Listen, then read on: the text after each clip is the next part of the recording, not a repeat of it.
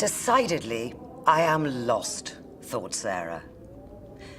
She had slipped away while her husband-to-be, Percival, discussed wedding details with his parents. But now she was lost in eerie woodland, far from the comfortable mansion. Somewhere, a crow cawed mournfully.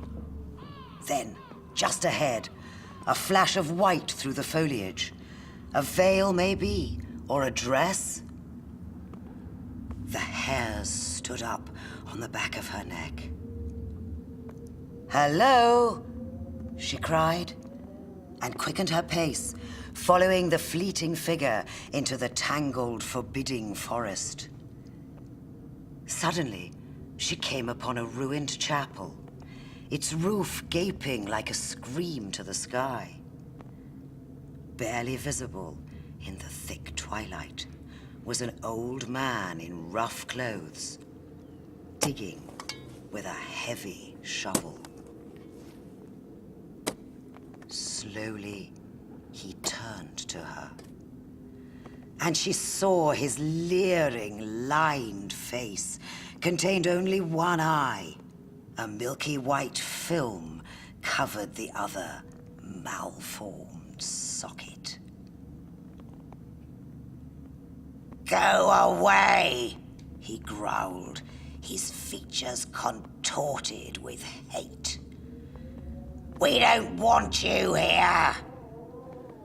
Fear struck cold in her heart, and she ran, fleeing someone or something trying to grab her heels, until, miraculously it seemed, she spied the warm lights of the house in the distance.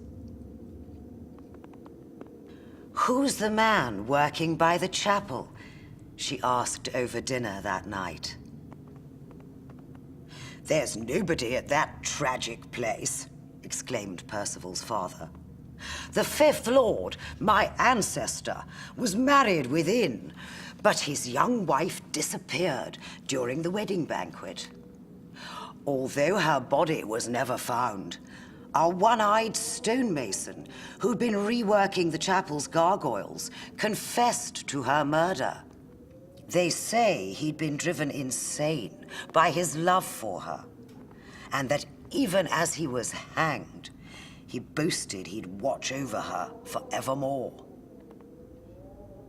Why do you ask, my dear?" Sarah shivered, but said nothing. That night, she dreamed of the chapel and of a veiled lady in a blood-stained wedding dress. And before Sarah realized she was awake, she was gliding through the spectral moonlight towards the clearing. Beneath the chapel walls, at the spot that obsessed her, the earth was undisturbed, but she began to dig with trembling hands.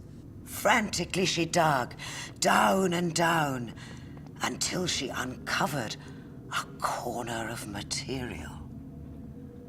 Clearing more soil from the hole, she saw a fringe of lace, a skeletal hand reaching upwards, and on one finger, a golden ring. "Sarah!" shouted a voice, and she sprang backwards in utter heart-stopping terror as a huge gargoyle, tumbling off the chapel wall, thudded to earth where she'd been kneeling. The gargoyle's fangs were bared in a silent howl, and its single malevolent eye transfixed her. Percival ran to her and held her tight. Back at the house, wrapped in a blanket, it began to feel unreal, like a bad dream. Percival smiled blithely. "Now the family ghost will be laid to rest," he said, slipping the vintage ring onto her finger. The metal's touch chilled her to the bone. And Sarah knew that as long as she wore that ring, her dreams would be haunted by that milky, sightless, hate-filled eye.